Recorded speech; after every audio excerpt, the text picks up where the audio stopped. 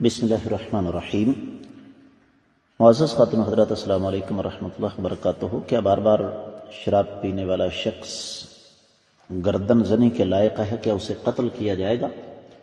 یہ ہے ہمارے آج کے حدیث کے سبق کا موضوع۔ مشکات المصابیح کتاب الحدود باب ہے شرابی کی سزا، 3617 حدیث کتاب میں ہے اور چوتھی باب میں ہے۔ عن جابر رضی اللہ عنہ عن النبی صلی اللہ علیہ وسلم قال من شرب الخمر فاجلدوه فإن عاد في الرابعة فاقتلوه قال ثم أتي النبي صلى الله عليه وسلم بعد ذلك برجل قد شرب في الرابعة فضربه ولم يقتله رواه الترمذی۔ معزز خاتون حضرات، آپ نے سماعت فرمایا کہ یہ روایت سنن ترمذی میں ہے اور سنن ترمذی میں کتاب الحدود 15واں باب ہے۔ ما جاء من شرب الخمر فاجلدوه ومن عاد في الرابعة فاقتلوه، شرابی کو کوڑے لگاؤ اور چوتھی بار شراب پیے تو اس کو قتل کر دینے کا بیان۔ یہ روایت سنن ابن ماجہ میں بھی ہے اور سنن ابن ماجہ میں یہ روایت ہمیں ملے گی 2572 اور 73۔ سند کے اعتبار سے اس کو شیخ البانی رحمۃ اللہ علیہ نے صحیح قرار دیا۔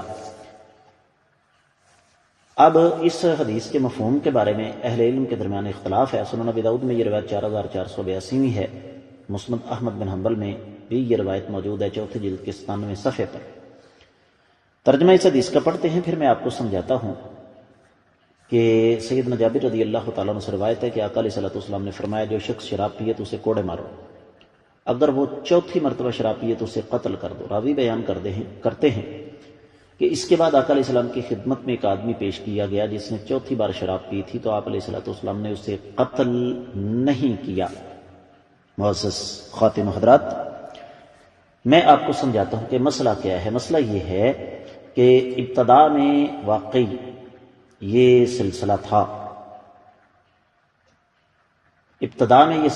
تھا کہ جو بندہ چوتھی بار شراب پیے اسے قتل کر دیا جائے، لیکن بعد میں یہ حکم منسوخ ہو گیا۔ اور منسوخ کی دلیل کیا ہے؟ دلیل اسی حدیث مبارکہ میں آپ کو مل جائے گی کہ دوبارہ آقا علیہ الصلوۃ والسلام کے سامنے شرابی لایا جاتا ہے اور آپ علیہ الصلوۃ والسلام اسے قتل کرنے کا حکم نہیں دیتے۔ میں امید کرتا ہوں یہ حدیث آپ کو اچھی طرح سمجھ آ گئی ہوگی۔ اس کے ساتھ ہی آج کے سبق سے دیجیے اجازت۔ السلام علیکم ورحمۃ اللہ وبرکاتہ۔